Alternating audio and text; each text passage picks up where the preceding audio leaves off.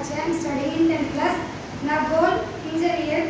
నేను ఫస్ట్లో రాగానే నా గోల్కి రీచ్ కావాలని దేవుడిని మొక్కేదాన్ని. కానీ సారీ చెప్పిన తర్వాత ఎప్పుడు శక్తి కావాలని శక్తి కావాలి, తర్వాత దేవుడికి ఎలా మొక్కాలి అనేది తెలిసింది. థ్యాంక్ యూ సార్, ఇంత మంచి మోటివేషన్ ఇచ్చినందుకు నాకు చాలా ఆనందంగా ఉంది. ఎందుకంటే నా స్టేజ్ ఫియర్ ఎంత ఉండేదంటే ఫస్ట్లో చెప్పినప్పుడు అసలు నేను అనుకేదాన్ని, కానీ నాకు స్టేజ్ ఫియర్ అంటే ఇప్పుడు